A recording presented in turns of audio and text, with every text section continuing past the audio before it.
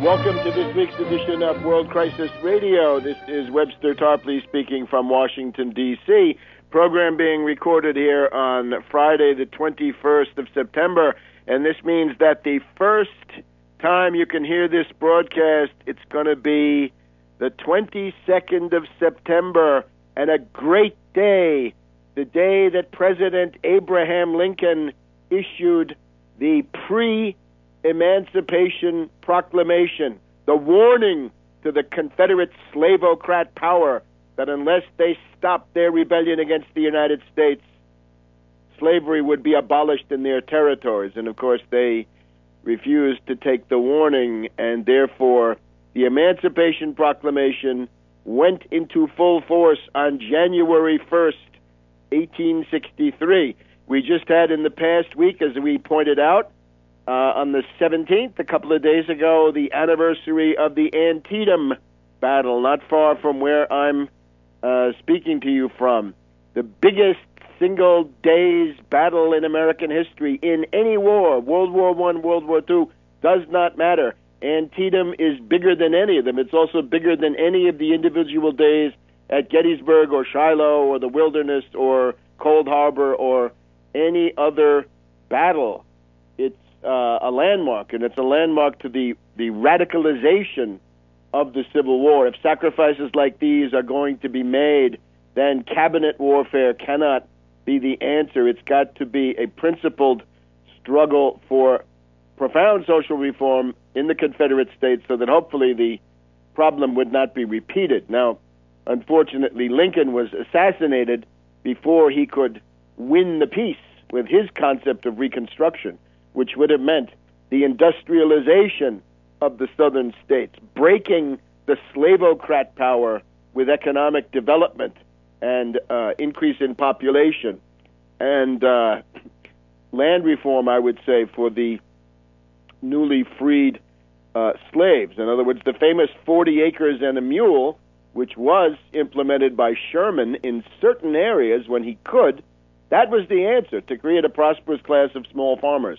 and to extend the Homestead Act from the public lands of the Midwest, extend that into these slave plantations, break them up. This was attempted by Thaddeus Stevens, the guiding light of Gettysburg College here up the road, right? One of the radical Republicans. He's vilified as being vindictive. The breakup of these plantations of the Confederate leaders and the creation of a class of small farmers among the freed former slaves, that would have been the answer to break the backwardness of the Southern system, which is otherwise with us still today. So we've heard the slogan, the answer to 1984 is 1776. Partly true, but 1776 by itself is not enough, as the Civil War shows beyond any argument. There was something missing in the 1776 and the 1788 Constitution, something more, and that had to be the prohibition of slavery and the 14th Amendment that the slavocrats and their libertarians today, the leprechaun Ron Paul, want to abolish the 14th Amendment because it prevents states from depriving people of life, liberty, property without due process of law. No, the state is not, the individual federal state is not allowed to run wild inside its own territory. The 14th Amendment makes specific the call that each state has the right and the duty to maintain a republican form of government, not a slave oligarchy and not a theocracy either, as Brigham Young attempted to create out there in Deseret. So, big day on the 22nd. Be proud of Lincoln, the greatest man of the 19th century, and somebody that we can learn from in the troubled times ahead.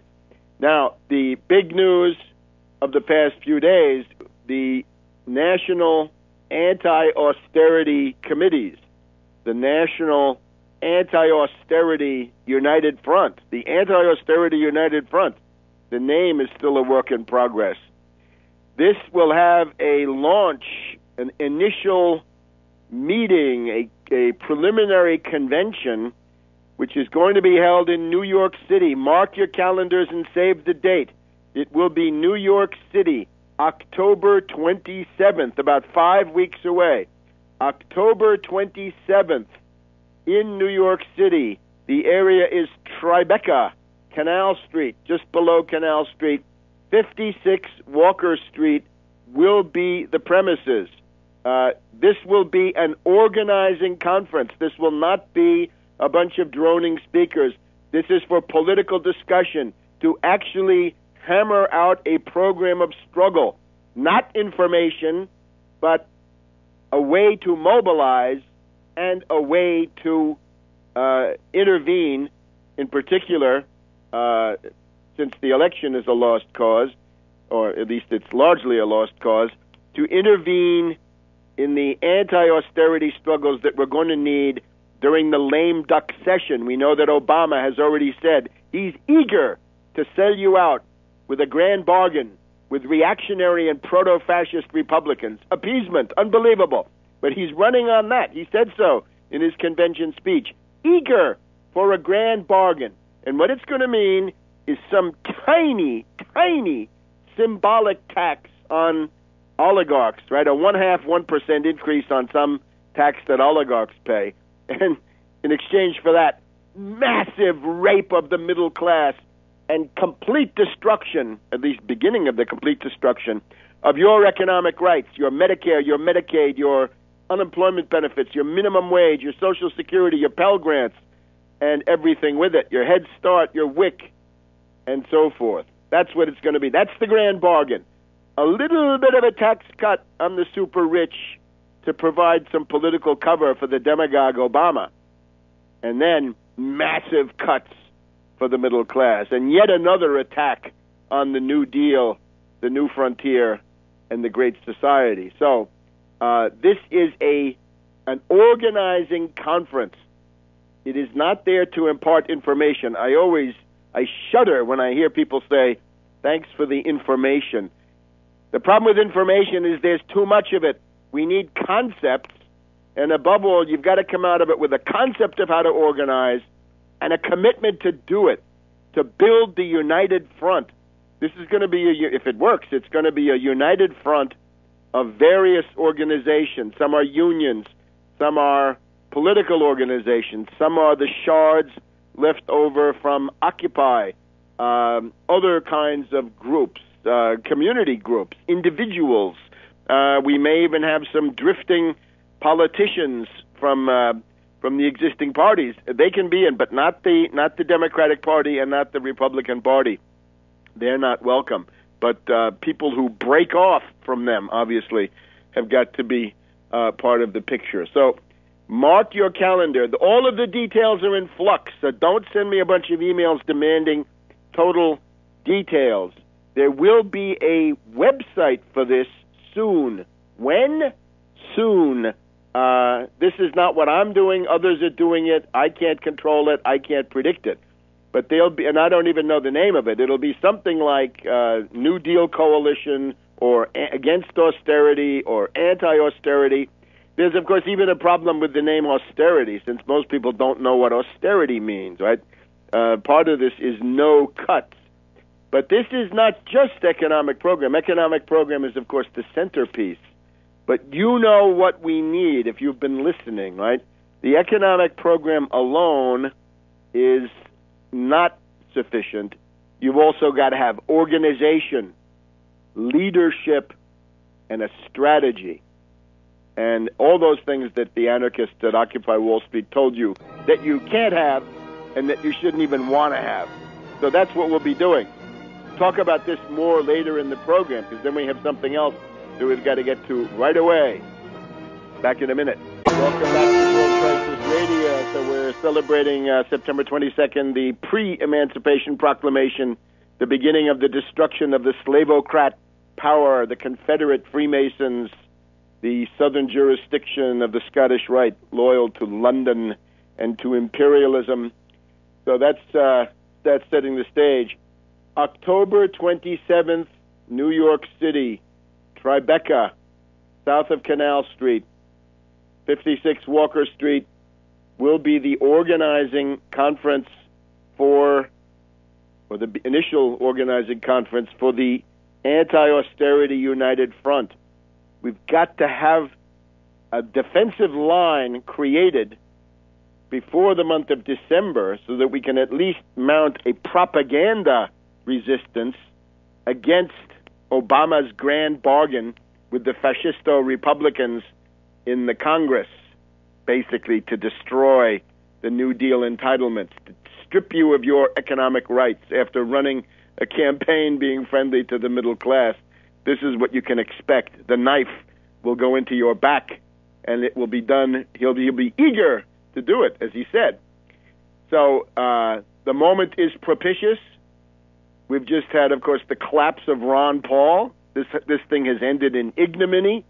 We're told that one of his top campaign officials, one of his nepotists, Jesse Benton, has now gone to work for Mitch McConnell. Mitch McConnell, the greatest plutocrat in the Senate, right? The guy who says that money is speech, and he wants no limits at all about the amount of money that can flow into the campaign coffers and indeed the pockets of his reactionary and fascistoid Republican confrere there in the Senate. So that's where parts of the Ron Paul campaign have ended up. This is the ignominious collapse of libertarianism, right, showing what it was all along. On the other hand, we've also just had the 1-year anniversary of the failed Occupy Wall Street. Now, I don't say this with any gloating, but I tried to salvage it before, during, and after with program, organization, leadership, and a strategy. And naturally, the ad busters of Vancouver, right, the Kalle Lazens and the Schmaltz brigade up there in Vancouver, they didn't want any part of it. They wanted to go with situationist international counterinsurgency tactics, culture jamming, détournement, facilitators, the straitjacket of the consensus method. Let me just say in parenthesis, the October 27th conference in New York City will not, repeat, not be ruled by the consensus method. It'll be majority rules. Whatever that turns out to be will be it. Whether you like it, whether I like it, whether anybody likes it, you've got to be able to make decisions and get to work and move along, get moving fast and hit hard when it comes to fighting for class defense. That's what we're trying to do. We're trying to set up a class defense front. So this past Tuesday, I believe, was the day. That was the first anniversary of Occupy Wall Street. And I found, being in New York on that same day for the pro-Syria event that was held at Theater 80 on 80 St. Mark's Place. Very interesting operation there, and a fairly well-attended event, considering the amount of resources put into it. Thank you to all who attended, many listeners of this program. Here we've got Our Town. Remember Our Town? Well, Our Town is still there. This is the Our Town Downtown edition, right? This is a free newspaper from New York City. What is the legacy of Occupy Wall Street? With the first-year anniversary of Occupy Wall Street looming, writer Matt Harvey examines the true power of the Occupy movement. And he points out that this started off with this occupation, always a complete programmatic vacuum, and that as the time went on, more and more sort of militant anarchists came in particular the Black Bloc, and we reported about Black Bloc at the time, right? These are anarchist wreckers. These are people who do the work of the ruling elite. The Black Bloc comes in, and they first of all, they're channeling disaffection with the current economic system. Then they try to create a new type of urban protest community. It's not new. It's called the hippie commune. Nothing new about it. Then the money came in. You could get free lunch. A lot of panhandlers show up. And then we get the Black Bloc coming in, and with the Black Bloc, their goal is to offend the middle class. Here's what we read. The smell of weed was always in the air, and the political causes on display, especially as the so-called Black Bloc anarchists moved in, aimed to offend middle-class sensibilities. That's what culture jamming means. Let's épater la bourgeoisie, right? We'll freak out the middle class by putting on some kind of an obscene spectacle. That's just great. That's really going to help the people out there who need medical care, defend their home against foreclosure, pay a tuition bill, and get some unemployment benefits. That's really great. This is the nothingness of the petty bourgeois student anarchist rebellion. And this thing has now played out its logic to complete impotence. And I must say I've seen this before in the 60s and then even later in other countries. All right. So Harvey, I think this is an interesting article, realistic. Post-eviction, Occupy's trajectory towards obsolescence has been equally rapid, begging the question of whether the movement was able to achieve anything meaningful during its short lifespan. Certainly it can take credit for instilling a flurry of buzzwords into the national psyche that changed the term of the economic debate, right? The 1% and all this. Of course, it just means oligarchy, and oligarchy is a better way to say it than 1%, because it's qualitative as well as quantitative.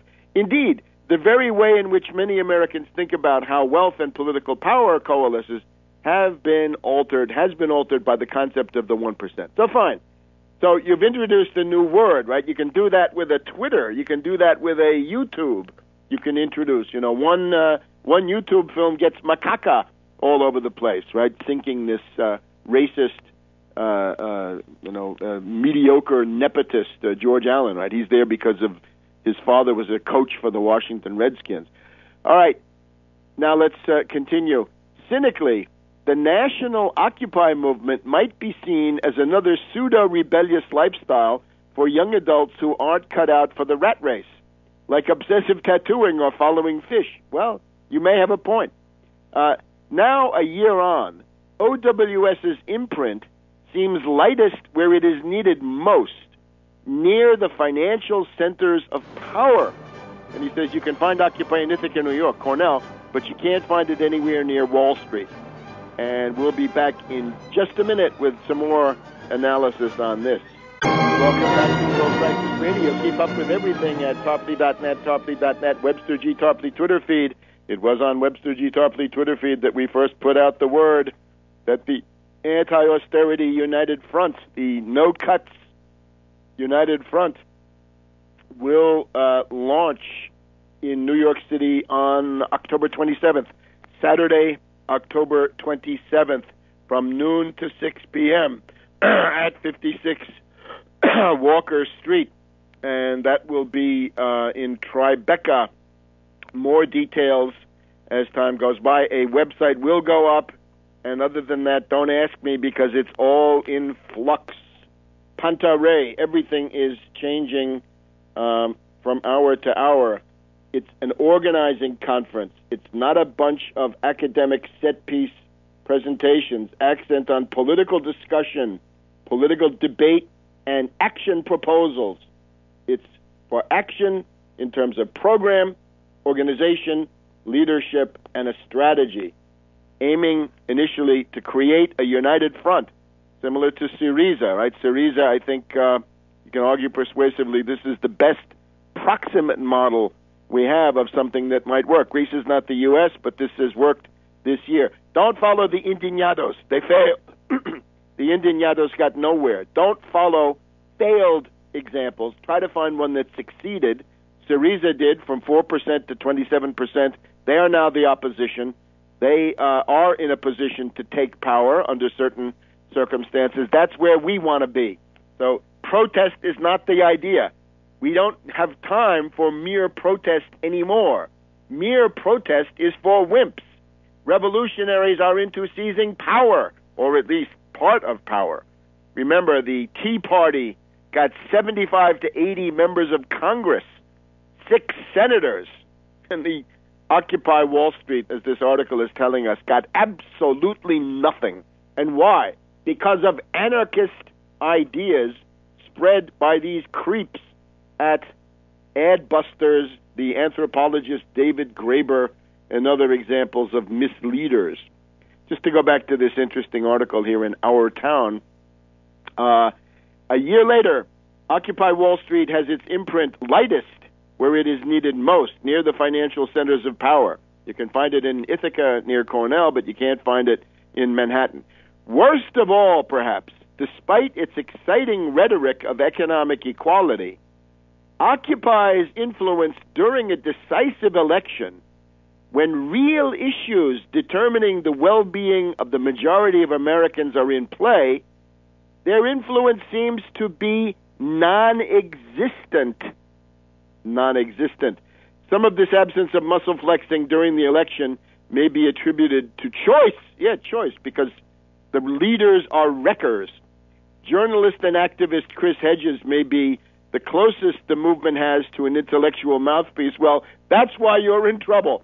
As I had occasion to explain to this gathering of, 50 or 60 people there in the St. Mark's Place Theater, if your intellectual leadership is Noam Chomsky and Chris Hedges, and your media arm is Amy Goodman of Democracy Now!, and your organizational dimension is Occupy Wall Street, you're in big trouble. You are doomed. You will be defeated. You are gone, finished, kaput. It's just a question until they come to round you up. And, of course, in this case, it happened. So, very, very interesting article there.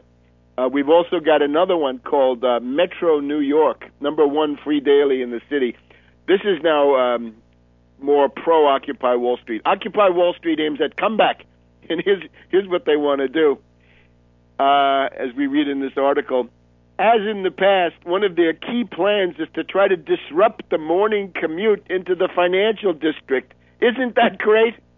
The guy out in Illinois or Michigan or Wisconsin who's facing foreclosure will be so happy to know that the executives at Bank of America had to take an extra 10 minutes on their commute. That's really going to mean a lot to him to know that, right? That's going to be a deep emotional satisfaction. And then, of course, we read on further in the article.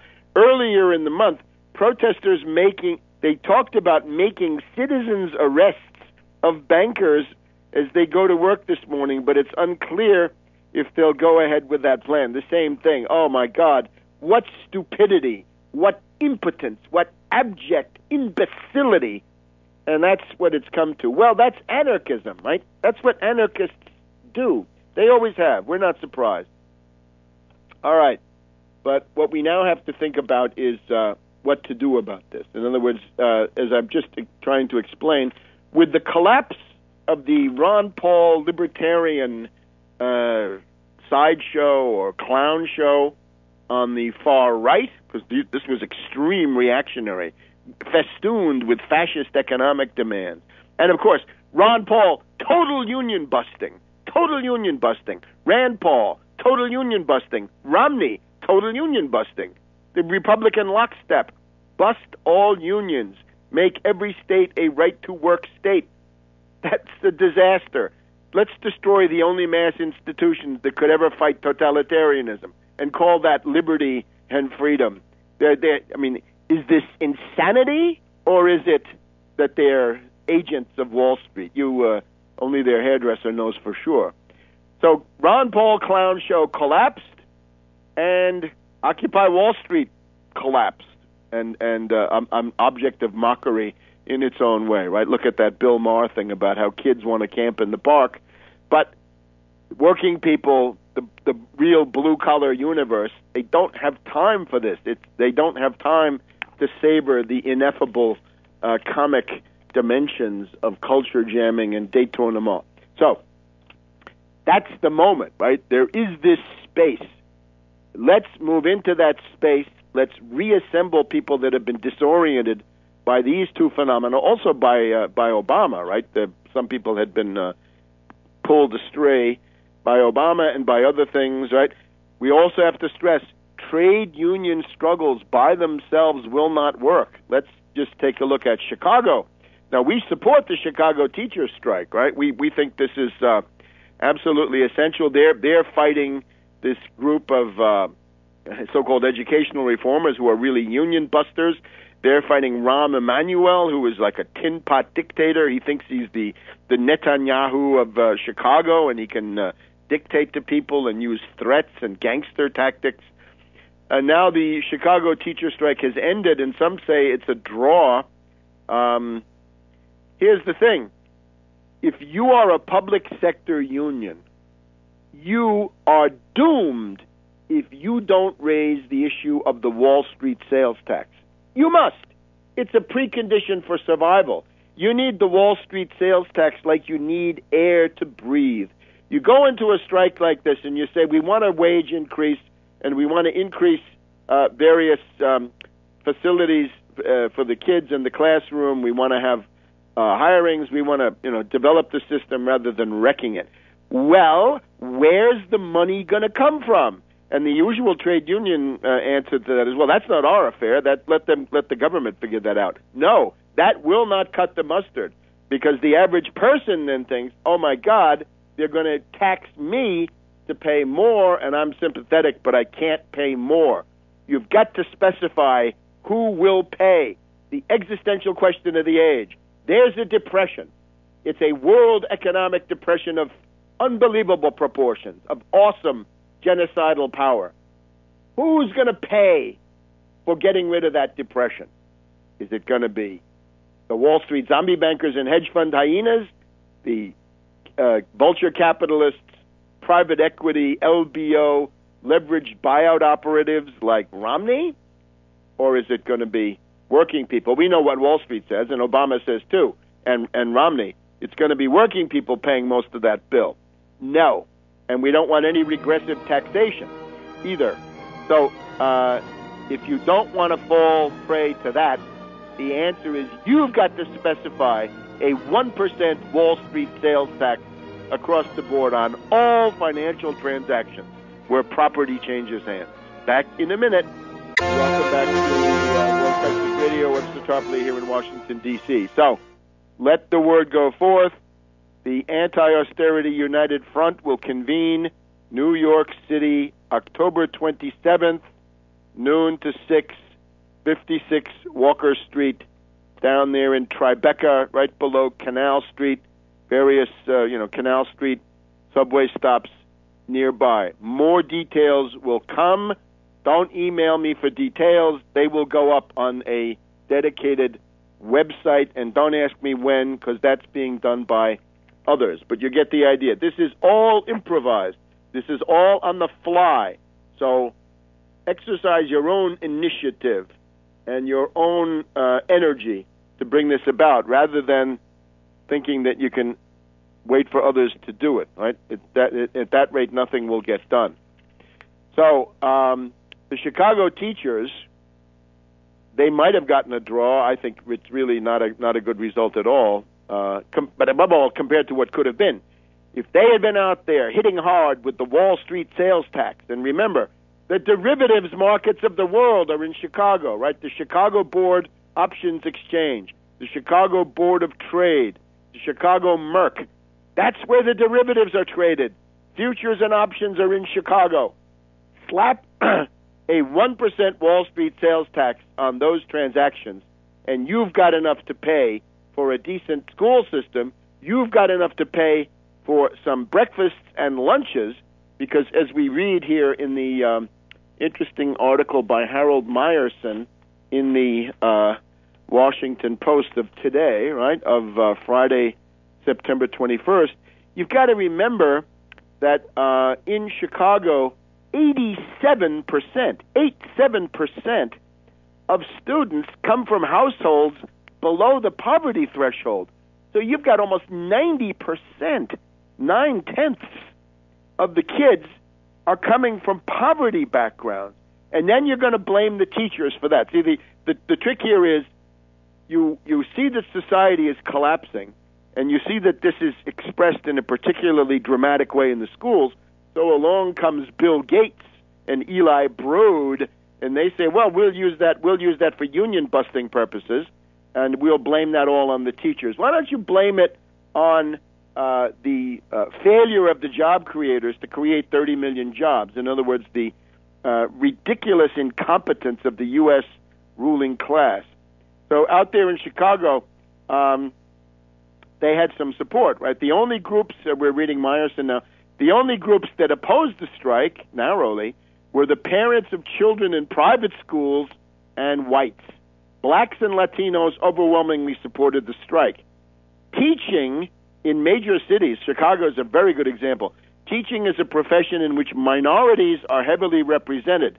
When reformers means Bill Gates, the union buster, when they argue we need to take down the teachers' unions to give more opportunity to minority youth, the argument becomes, quote, we need to destroy the black middle class in order to save it. In other words, we destroy the black teachers in order to save the black kids. This is absolutely ridiculous, and it's the goal of all this is to destroy the system of free, universal, compulsory, quality public education that we've tried to have in the United States since the days of Horace Mann back in Massachusetts, right, when there was some progress going on.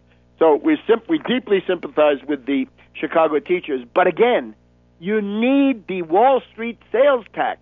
Without this, you're fighting with one arm behind your back. I say, hey, Randy Weingarten, why didn't you make that the leading edge, the spear point of your agitation? Look, the National Nurses United are demanding it. Now, unfortunately, they call it a Robin Hood tax. Get rid of this Robin Hood tax. This is, British anarchist. This is crazy stuff. Nobody wants this. It's not serious. It's called a Wall Street sales tax. Most people, when they hear Robin Hood tax, they think that they're going to be looted for somebody who's more destitute than they are. Never forget this. So call it what it is. It's a sales tax on speculators. It's a sales tax on Wall Street. This is the key to any struggle in the public sector. If you don't have the Wall Street sales tax, you are increasingly doomed. And I urge you, take this up. And if the National Nurses United can do it, why can't you do it? What's wrong? What's missing? Wake up. And let me also specify, it's not a wealth tax. No, not a wealth tax. We have the neo-Trotskyists are out there. They want a wealth tax. In other words, instead of having an income tax, they want a wealth tax. They used to have this in Germany, Vermögensteuer, right? Wealth tax. And then you have to basically put down everything you own, and they tax you a percentage of your net worth. This is a bad idea because, again, many people think that this will target them. This will be a gift to Republican demagogues. This will be a wonderful Christmas present to reactionaries, right? I can see the Koch brothers rubbing their hands in glee if the demand turns out to be a wealth tax. You don't want to make it a wealth tax for all of these reasons, mainly psychological, right? That many people think that it's going to target them.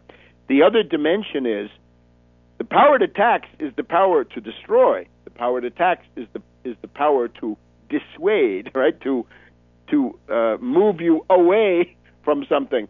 And you don't want to do that with wealth necessarily. You want to do it with speculation. Speculation is the one thing anybody who's not insane can say isn't evil, that the world has got too much speculation, too much casino economy, and so forth going on. So make it a tax on speculation. And again, it's a 1% tax. I've got somebody telling me that Paul Krugman or somebody wants a 1%, a 1 cent tax on derivatives. No, 1%. And I'm a moderate here. I'm not saying let all financial transactions be taxed at the going rate of the state sales tax, like in California, right? 12% in many areas. Let the financiers pay that. No, I'm trying to be moderate. 1%. Now, of course, you may want to start out with the 12%, and then at the other end you'll have 1% left. But you get the idea. And of course, it comes equipped with a $1 million per person exclusion, so that individuals who feel that they want to trade for their IRAs or their 401ks or their retirement or whatever it is, their family property, that's fine. We're not going to take that away from you. You get a $1 million trading exemption per person per year. So if it's a family, right, husband, wife, each one gets $1 million excluded. So a tax on speculation. And don't make it a wealth tax. The other problem with the wealth tax is there's not enough wealth. The amount of money that goes through those Chicago options markets is in the quadrillions. It's 3, 4, 5 quadrillion per year. And of course, it is clear that if you put a 1% tax on that, those volumes will go down drastically to something more normal. But even then, there will be a continuous trading, and that then can be used. So the ideal model is a 1% Wall Street sales tax, half of it for the feds, half of it for the state in question. All right. So this is a good example. You want to find programmatic elements that grow organically out of the struggles or that are objectively suggested or demanded. The Chicago teachers strike cries out for the Wall Street, or in this case, Chicago Board Options Exchange, Chicago Merck, and Chicago Board of Trade derivatives tax, right? Because that's what this will be. It's not just Wall Street; it's Chicago, and in some ways, there's more money in Chicago than there is in Wall Street. But most people don't know this, so you get the idea. Now, here's the other thing: you got to distinguish between agitation and propaganda. Agitation is something you're actually trying to do right now. Propaganda is more a matter of somewhat longer-term education and so forth. So we got to talk about what kinds of demands are up front. In other words, your public projection of who you are and what you're demanding to do. This has to be addressed. Back in a minute. Welcome back to World Crisis Radio. Webster Tarpley here in Washington, D.C. The convention, the founding convention, if you will, of the National Anti-Austerity Committee's Anti-Austerity United Front, set now for October 27th, New York City, from noon to 6. 56 Walker Street, Tribeca, below Canal Street. Details will follow. Patients and the relevant website will go up. This is an organizing conference. It aims at actual debate, back and forth, discussion, participation in the plenum, not workshops, not long academic speeches, but action and the details of practice, what's going to be done. The goal is to come out of it with a strategy and a commitment to organize for the united front on the part of these groups, right? If Alexis Tsipras was able to weld together 12 different sects, parties, splinter groups, splinter parties, whatever they were, to make a united force that could go from 4% to 27%. Isn't it time to try that here and to somehow go beyond whatever one's particular parochial set of demands might be, and realize that no demands are going to go through without the mass movement and without the affirmation of the united front? I mean, that's what you see with Syriza. Now, just we know essentially the 5 categories, right? Listeners know. The first one, the cutting edge and the way that you make your name in public and the way people will know you and understand you is stop austerity, no cuts. Roll back austerity cuts. Hands off the economic rights of the American people. No grand bargain. Don't you dare touch Medicare, Medicaid, Social Security, unemployment benefits, Head Start, WIC, child nutrition. You know the drill. The second one, of course, is we've got to act to reduce the power of the zombie bankers and, from an economic point of view, to destroy, to remove the fictitious capital that they attempt to affirm, which is crushing production, consumption, and preventing economic recovery. And it's things like the Wall Street sales tax against speculation, the way that more new speculative, fictitious capital is generated. Put an end to too big to fail. Enforce the laws against the zombie banks. They're bankrupt, they go into liquidation. They're violating antitrust laws, get rid of them. It's a big order, but it's the only road. End too big to fail. You get 90% of the American people on your side. Put an end to too big to fail. Too big to fail is illegal. It means violating existing law. It's an impossible. You can't call that prosecutorial discretion. It's a blatant attempt to ignore the law. Go on then to ban the worst derivatives. Ban credit default swaps. Ban collateralized debt obligations. Tax all the other kinds 1%. You get the idea. That's the second point. To attack and destroy fictitious capital, this burden in derivatives in particular that's crushing the world. Third point, seize the Fed, nationalize the Fed, federalize the Fed. Don't abolish it.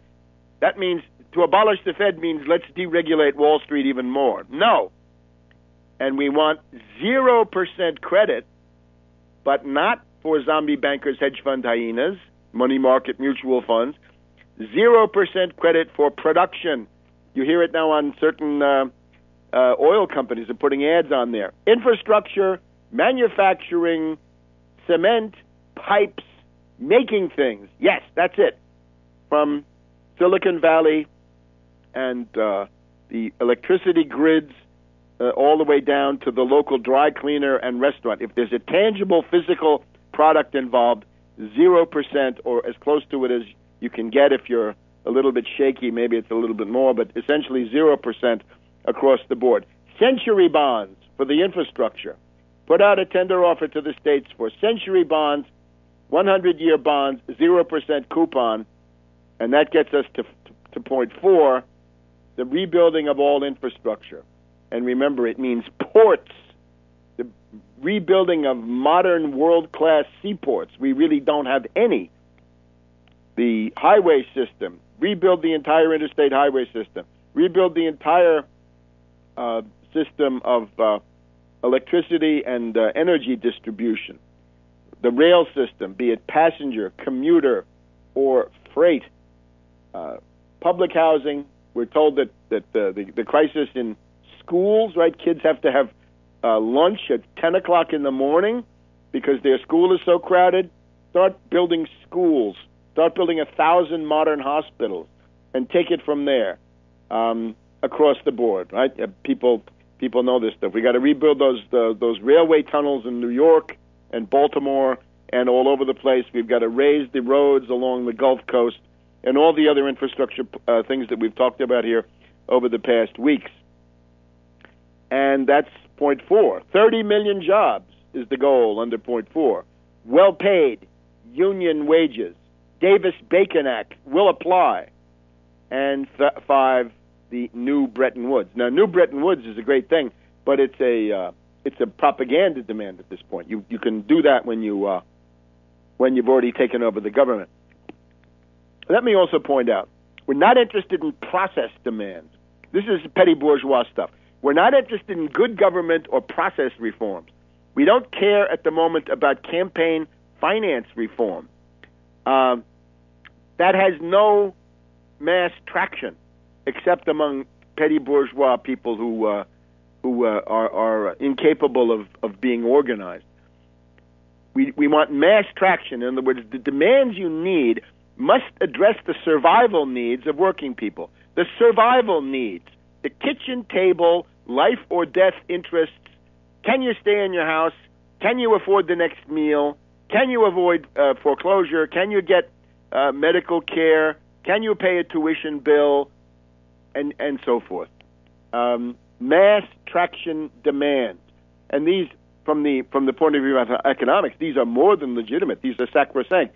Because what you're talking about is preserving your workforce, defending your human capital while the recovery begins and gathers strength. But you've got to save people. They need dinner tonight. They need to see the doctor today. They need to stay in their house and ward off the zombie banker with a foreclosure order from a robo-signer or a robo-judge in a robo-court.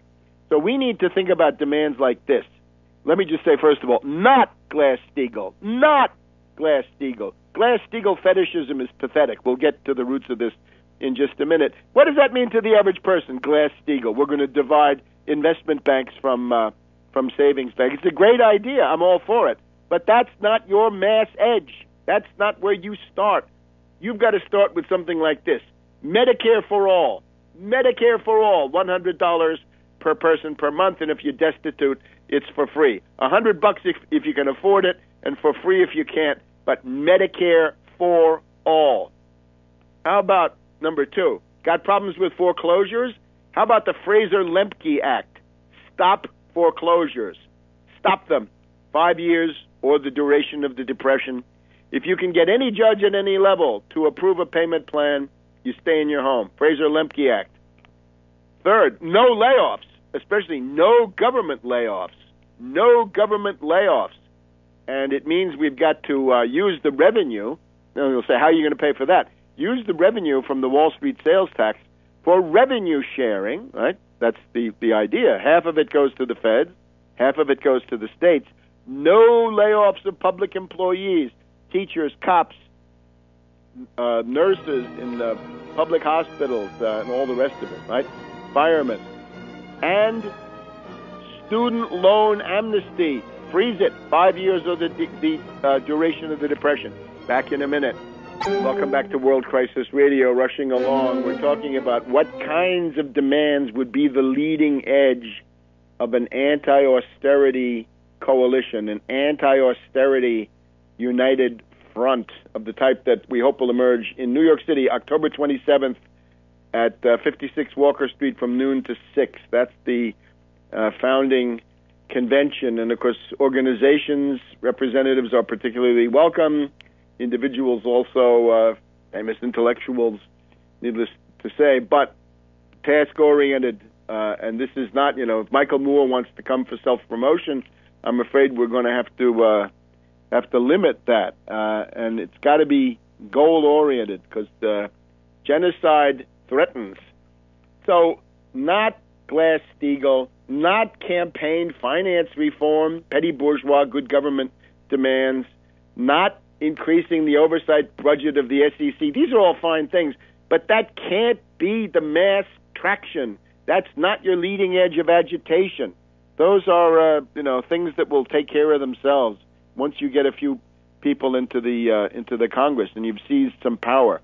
But right now, a student loan amnesty. The zombie banks who were bailed out by the American people will say thank you by allowing, by being imposed on with a student loan amnesty, the total freeze of all interest and principal on the $1 trillion of student loans that are now crushing the younger generation.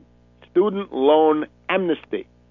Zombie banks say, thank you, American people, for saving us. And then they go into bankruptcy liquidation anyway. In order to keep civilization going, you have to have education. A lot of this stuff has to be now, right? Dinner has to be tonight, and the class has to be tomorrow at the latest.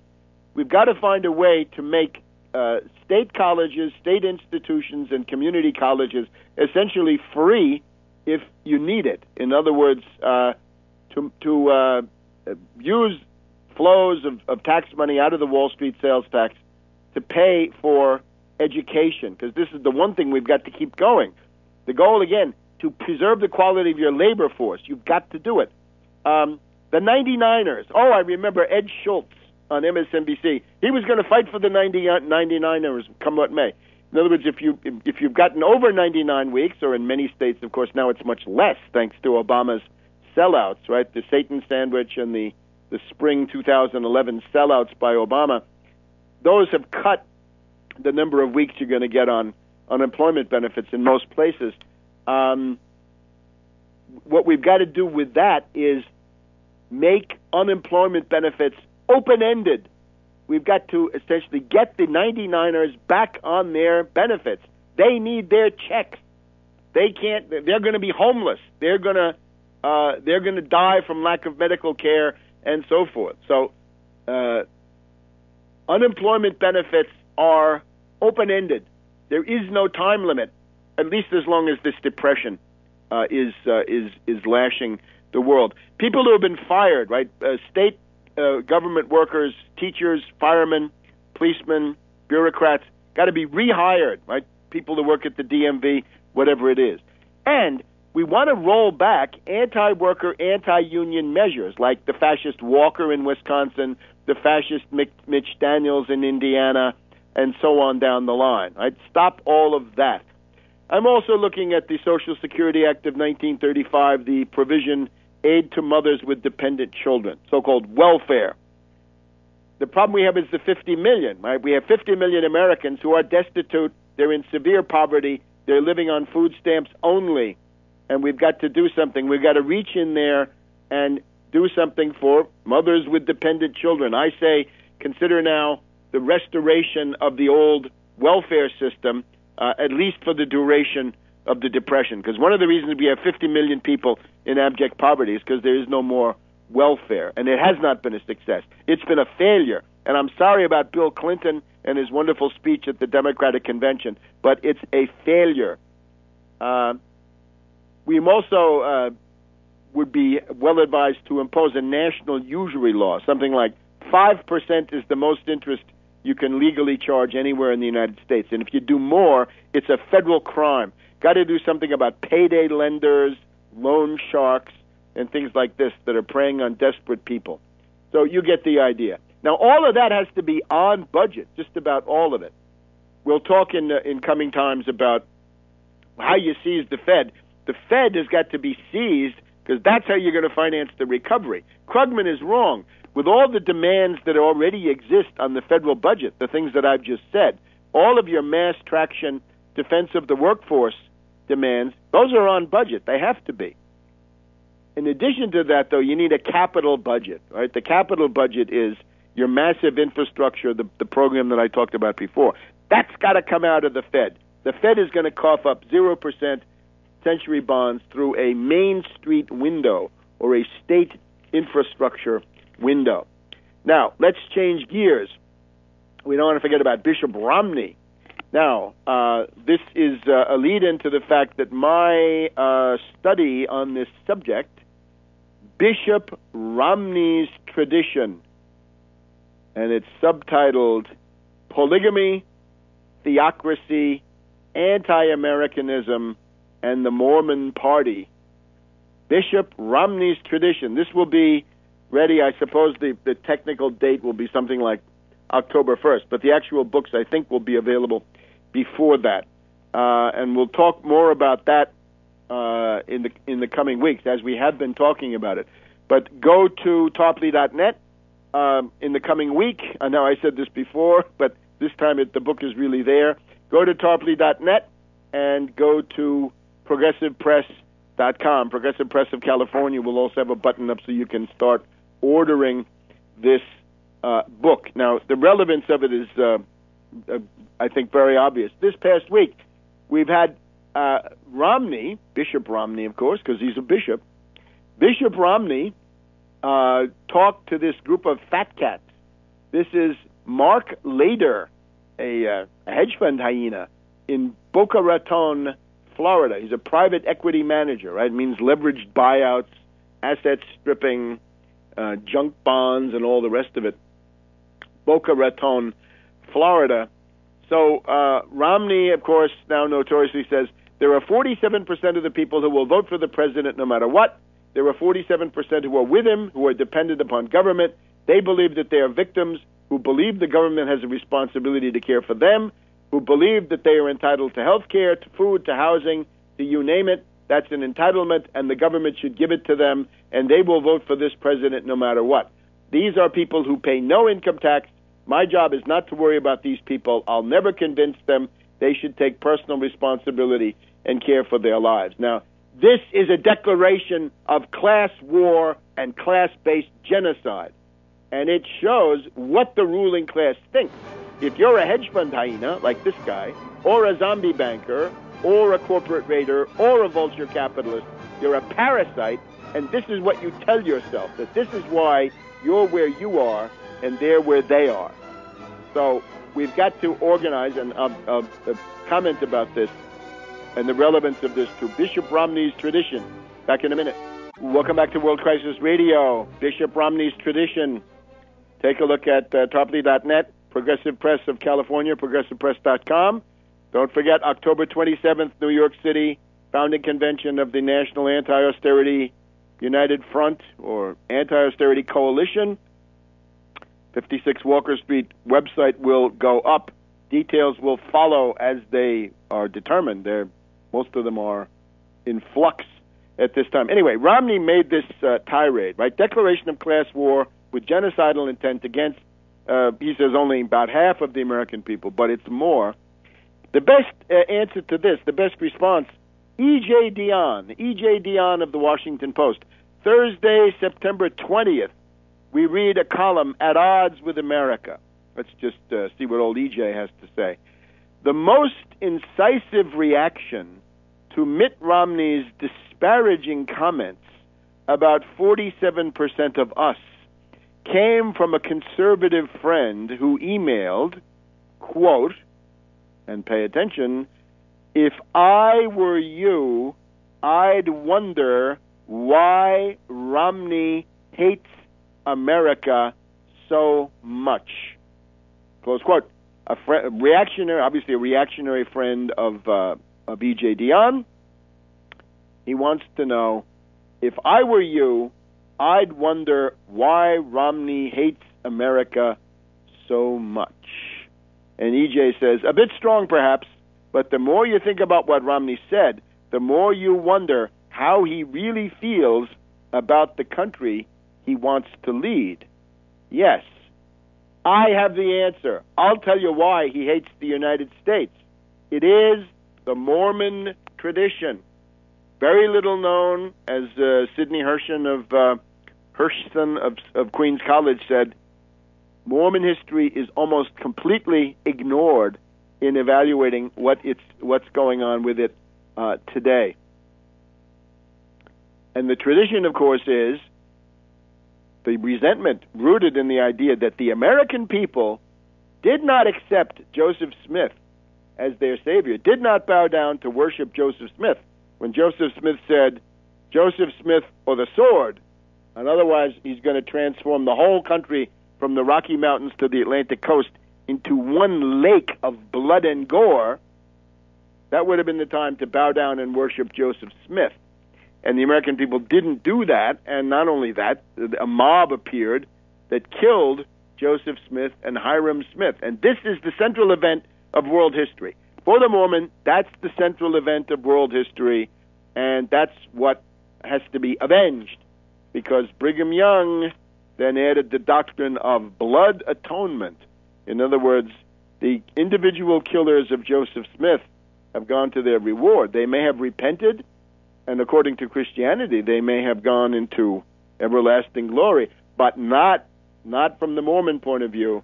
That's basically deicide, right? You've gone way too far, and the only way to make up for that is to be killed yourself in blood. So that's the resentment, and it's expressed in the Mormon Oath of Vengeance. I wonder, E.J. Dionne, have you ever heard of the Mormon Oath of Vengeance that was recited in the temple liturgy, the so-called endowment, every time they had a ceremony until 1927, and it binds everybody for 4 generations, and that includes George Romney, governor of Michigan, and his son Mitt, and Tag's children too. They're all going to avenge Joseph and Hiram Smith on the United States. The tradition of Bishop Romney is a resentment against America. It also includes specific hostility. First of all, polygamy. What is polygamy? Polygamy is a hostility to women and their rights. Then we have hostility to people who happen to have a black or brown skin. The Book of Mormon, the Book of Abraham, say, wow, those are the Ham, descendants of Ham, and the Lamanites, and they're inferior. Romney also, contempt for Latinos and Hispanics, right? They should prepare to self-deport. Concerning workers, right? Well, Bain Capital basically says we're going to rip you off. We're going to asset strip your company and shut it down, and or send it all off to China or some other runaway shop. We can go on, right? The White Horse prophecy means you got to hate Russia, and he has expressed that. He may have other grudges that we don't know about, and there are, you can look in the paper every day. There's some new group that he's got an axe to grind with. The Mormon Church has been a reactionary political force in American history. We have Ezra Taft Benson, who was the prophet. He was the head of the whole thing, saying that Dr. Martin Luther King was a communist agitator and the civil rights movement was communist agitation. The other thing we find in the 1930s is an eagerness to please Nazi Germany. And let's just talk a little bit about this. George Romney, the father of the current candidate. We're told by Dinesh D'Souza that it's fine to go and look at Barack Obama Sr. because he's an anti-imperialist, and that's where Obama gets his anti-American agenda. Well, I've been through all that. Some of it's true up to a point, but I think after 4 years in office, some of this stuff has been blotted out by hard experience. But let's look at George Romney, right? So he comes back from Mexico. He's the guy who says that the Mexican Revolution was motivated by envy against people like himself, because they were successful and the others weren't, and the Mexicans wanted to steal their property and then build a paradise with stolen property. So he doesn't. That's his understanding of the Mexican Revolution, a big thing, right? Demands for land reform, other kinds of reforms brought in, but no, not from Romney's point of view. So the question now becomes George Romney, right? So this is George, the father of the current one. So his background is what? First of all, he's telling you Pancho Villa is the politics of envy. That's all he can see. It's interesting. We have Park Romney. Park Romney is a fairly young guy. I mean, not too old anyway, an adult, but there. Park Romney says the Mormon Church is an American cult. And this is Romney's cousin, removed once or twice.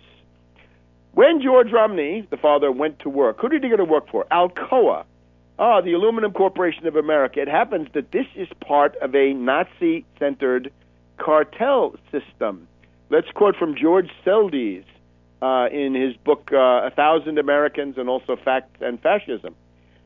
Quote, by its cartel agreement with IG Farben, controlled by Hitler, Alcoa sabotaged the aluminum program of the United States Air Force. And the sabotage turned out to be almost 40% of a year's production, 1,000 fighter planes or 1,665 bombers that were not built in the war mobilization because of Alcoa catering to their cartel agreements with IG Farben. Harold Ickes, June 26, 1941. If America loses the war, it can thank Aluminum Corporation of America. And that's who George Romney is working for. Then he goes to work for GM and Ford. You know this stuff. Henry Ford, anti-Semite.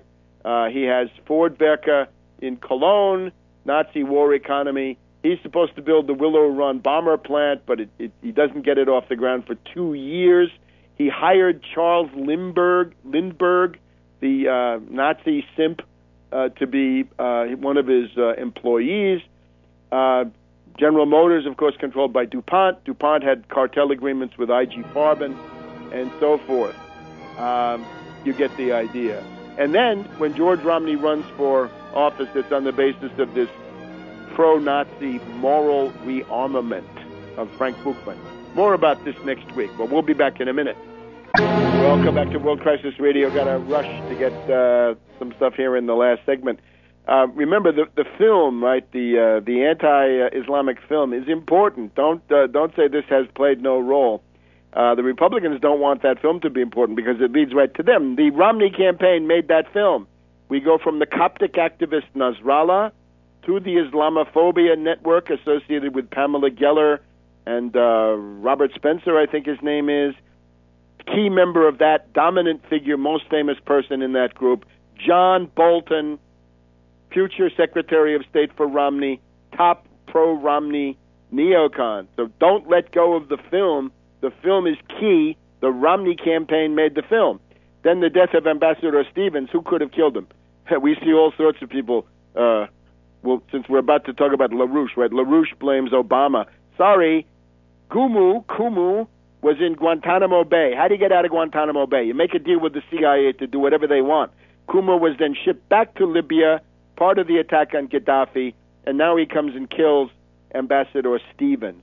That's a CIA asset killing a State Department ambassador, and I'm sorry for those who think that they can somehow blame that on Obama, right? You can hang Obama for what he's actually done. You don't need to try to get him for things that have been done by others. But now, on this interesting topic, we have to pay attention to various groups that are flanking operations for Romney, right? We paid attention to Ron Paul. We got to pay attention now to this LaRouche youth movement, which is flanking operation for Romney in the sense that they're out there vilifying Obama like mad, blaming, he's the new Hitler, he's all this stuff. But they're essentially an arm of the Romney campaign.